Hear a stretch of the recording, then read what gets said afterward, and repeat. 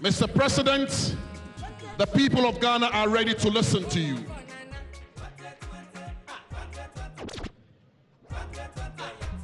Eminent clergy, Vice President, Second Lady, the Second President of the Fourth Republic, His Excellency John Agyekum Kufuor, members of the Council of State, Ogwamaihe Osaberima Kwesi-Atta II, Chief of Staff of the Office of the President and officials of the Presidency, Central Regional Minister and your Deputy, Senior Minister, Ministers and Deputy Ministers of State, Majority Leader and Members of Parliament, the National Chairman, National, Regional and Constituency Officers of the New Patriotic Party, members of the New Patriotic Party National Council, Chairman and members of the NPP Council of Elders, representatives of other political parties,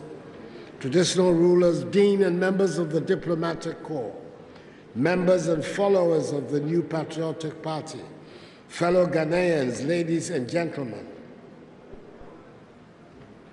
It is a joy to be in this celebrated ancient city of Cape Coast, the capital of the Central Region, and appropriately named for generations as the Athens of Africa, to undertake our activity of today, the launching of the NPP 2020 Manifesto. We're doing so in a region that gave us a massive endorsement in 2016.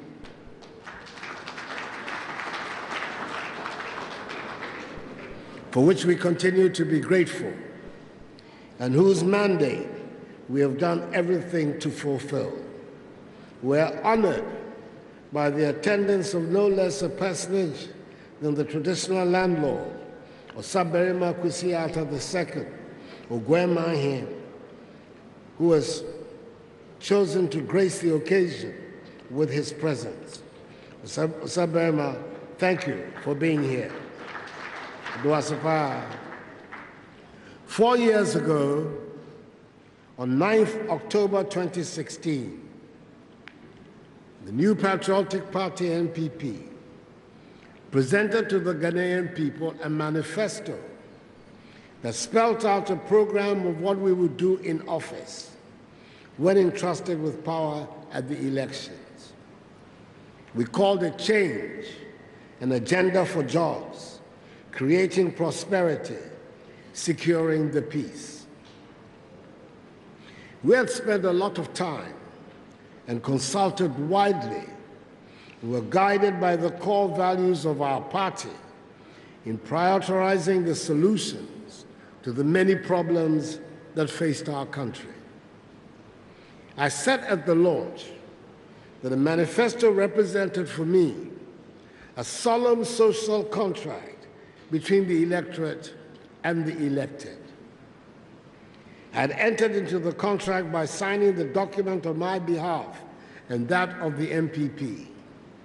By voting for us on 7th December 2016, the Ghanaian people had also signed their part of the contract, giving us the mandate to implement the ideas in the manifesto. I said I fully understood the consequence of putting my signature to a contract. I know that some people do not accord much worth to a manifesto, but I do. And we of the NPP have always taken our manifestos seriously because we believe politics is serious business, and asking for the mandate of the people to govern is serious business. We believe that citizens must be treated with respect. Once given the mandate to govern, we are bound by the promises that we make to the good people of Ghana, and we set about translating the promises into concrete programs. I said, when we were asking for the mandate to govern, that I want a Ghana where government is accountable to the electorate, not with artists' impressions of projects and green books, but with cold facts and figures.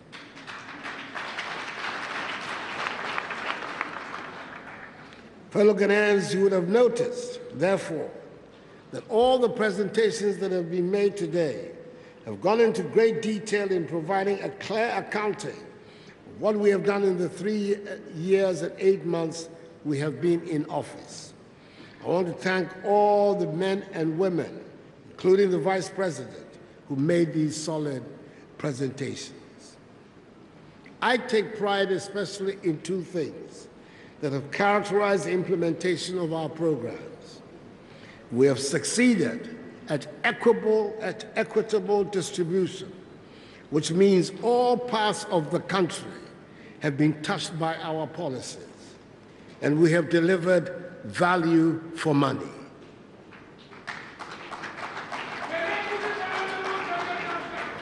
I take pride in the fact the free SHS and free TVET have been delivered, and our young people and their parents and guardians know that they will no longer be forced to stop school at JHS level because of financial difficulties. It was not easily done, and so we intend to protect it and prevent any so-called review, another word for cancellation.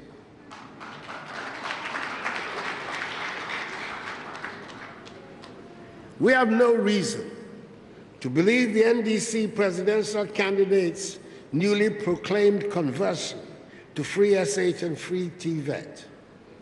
For 8 years, he and his party were loud in their assertions that they did not believe in free SHS and free TVET. They did not like the idea, they rubbished it at every opportunity, and they proclaimed that it would destroy Ghana's educational system. When they were in office, they had a hard time trying to run even their watered-down version of their so-called progressively free education. Then the former president said he would review it, and now we hear him say it has come to stay. Excellency, please try another one.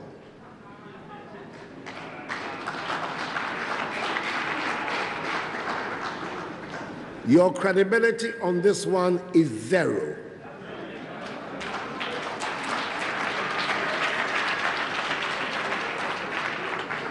Free SHS and free TVET cannot be trusted in your hands.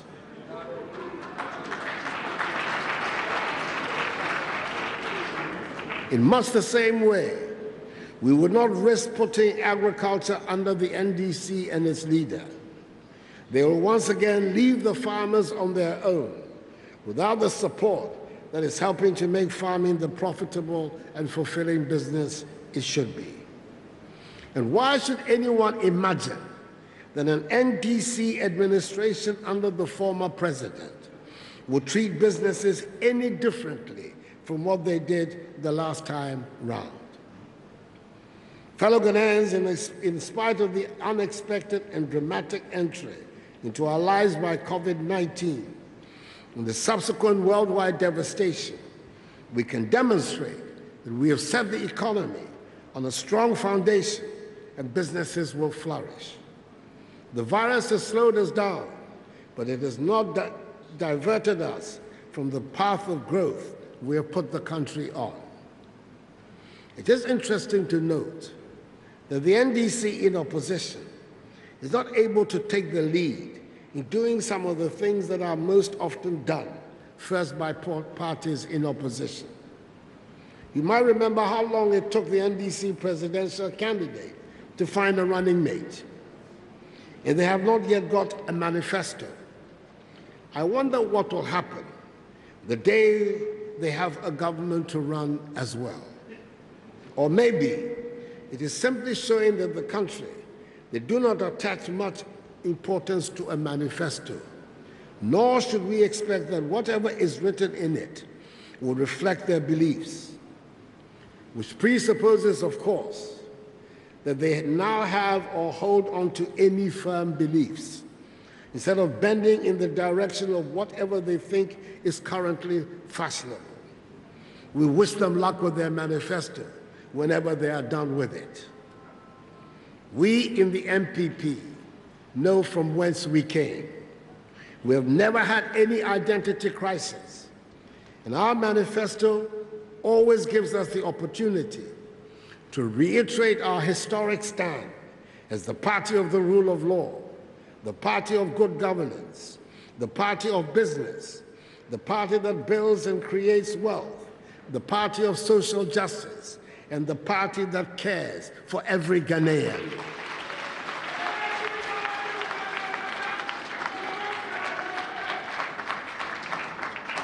In other words, it helps to believe in something, to spend time and energy to think it through, and to get passionate and competent people to lead in the implementation of the program. On the day of my acclamation as the presidential candidate of our party, for which I continue to express my deep gratitude to Almighty God and to the myriad of officials and faithful supporters of our great party, I said that there was a clear choice before our nation, as the two main candidates could be adjudged on similar basis. The people of Ghana could decide who among the two had made a better job of governing our country as president.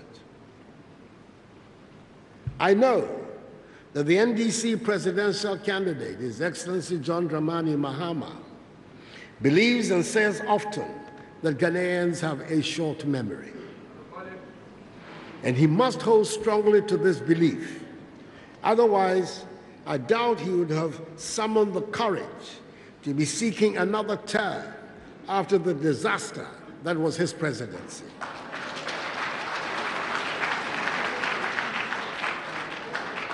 Ghanaians might have short memories, but not short enough for us to have forgotten the broken down freezers, irons, and other household equipment thanks to the 5 years of Dumso.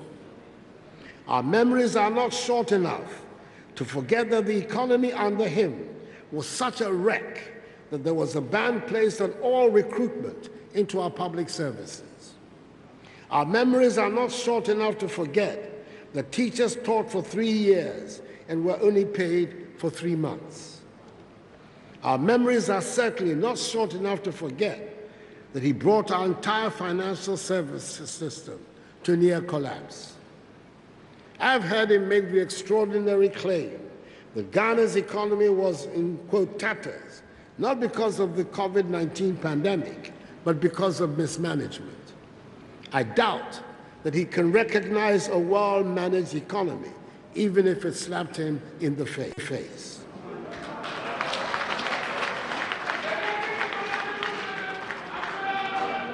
Luckily for us, we do not have to rely on his judgment or assessment of the economy. But it's important to tell him, just in case there are others like him around, that Ghana is today in a position to be able to provide one hot meal for JHS 3 students who are back in school in the midst of the pandemic, to pay for 6 months the water bills of all Ghanaians, to subsidize the electricity bills of all Ghanaians for 3 months. Indeed, we thank the Almighty that the pandemic did not strike under his presidency, when there was no money in the national kitty to pay teachers and nurses allowances. We are very much aware of the realities of the times. We know the havoc that COVID-19 has wreaked on our economies and livelihoods. I've asked our party members to keep these sensibilities in their minds in all they do as they are about campaigning for votes. Adherence to the COVID-19 protocols means we cannot resort to the traditional methods of campaigning, and I urge all of us to obey strictly these rules. We cannot have the traditional crowds and the rallies, and whenever there are gatherings, we have to try to observe the social distancing rules. It has been said by the NDC presidential candidate that NPP policies lack sense. If running an emerging oil economy into the arms of the IMF because of indiscipline in the management of the public finances is sense, I'm happy that the NPP has another concept of sense.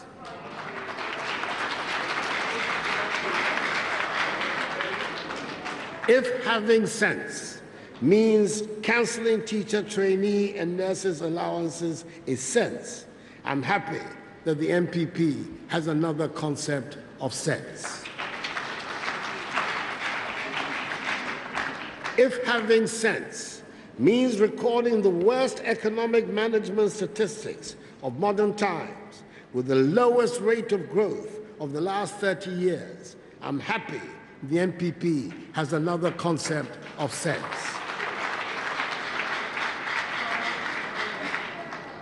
Having sense in the NPP means being able to take an economy growing at 3.4% to an economy that grew, on the average, for 3 successive years, at least 7% per year before the pandemic, and was rightly acknowledged as one of the best performing economies, not just in Africa, but also in the world. Having sense in the NPP means executing the program for planting for food and jobs, which has led to the revival of Ghanaian agriculture from the doldrums of the NDC years, bringing in its wake bumper harvests and affordable food prices in our markets and exports of significant quantities of foodstuffs to our neighbors. Having sense in the NPP means implementing policies which, according to the latest Ghana Living Standards Survey, has resulted in a decline in unemployment rates from 11.9% in 2015 to 7.3% in 2019.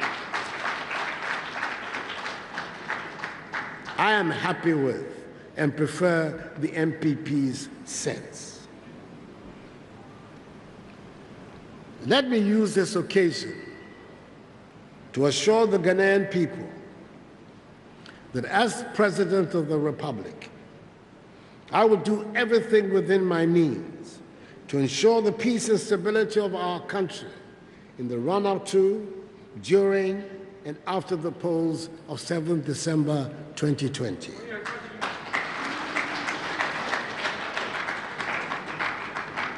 The struggle of our forebears in the Dankwa-Domo-Buzia political tradition to construct at great sacrifice a democratic, open, free system of government in Ghana will not be jeopardized by me.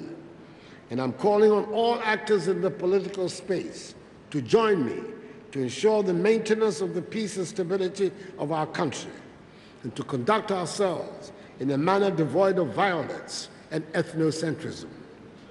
The Ghana project can best be achieved in unity, tolerance, and mutual respect. Fellow Ghanaians, the NPP has in 2020 one target and one objective only, that is to secure, with your support and the blessing of the Almighty, in free, fair, peaceful, and transparent elections, another decisive victory on 7th December 2020.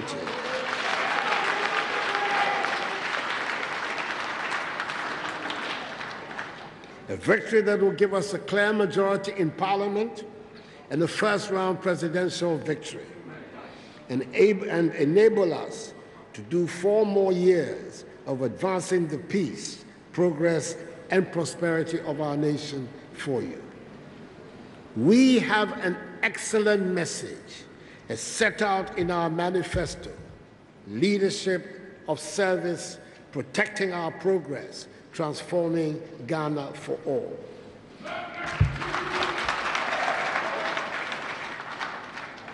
And as eloquently articulated by that brilliant Ghanaian, Mahamadou Bawumia, my most esteemed running mate, and vice president.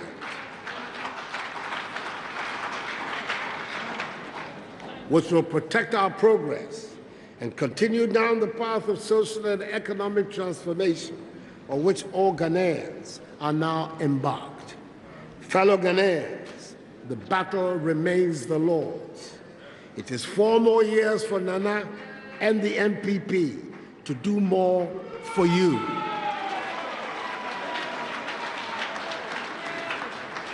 May God bless the new patriotic party and us all.